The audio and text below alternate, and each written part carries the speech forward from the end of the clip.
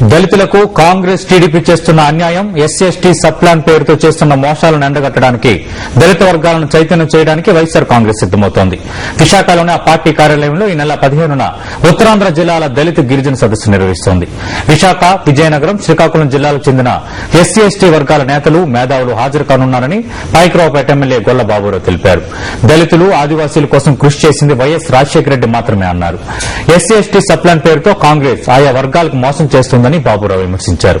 రాజ్యాంగంలోని 5వ అధికరణంలో మార్పులు తీసుకురాకుండా ఎస్టీ సబ్ ప్లాన్ ఎలా ఆమోదిస్తారని మాజీ ఎమ్మెల్యే కుంభా రవిబాబు ప్రశ్నించారు. ఇలాంటి ఎన్నో లోటుపాట్లను గుర్తించి సదస్సులో చర్చిస్తామని అన్నారు. రానున్న కాలంలో దళిత, ఆదివాసీ వర్గాలకు మేలు చేయగల చట్టాల రూపకల్పనకు వైఎస్సార్ కాంగ్రెస్ కృషి చేస్తుందని చెప్పారు. ఈ కాంగ్రెస్ అలాగే టీడీపీలకి ధీటుగా మొట్టమొదటి నుంచి కూడా సాచ్యురేషన్ మోడ్ లో ఎవరైతే పావర్టీ అనుభవిస్తున్నారో వారందరినీ కూడా మరి అనేక పథకాల ద్వారా వారిని అభివృద్ధి పరచడానికి కృషి చేసినటువంటి మొట్టమొదటి మహానుభావుడు రాష్ట్రంలో దివంగత నేత రాజశేఖర రెడ్డి గారు.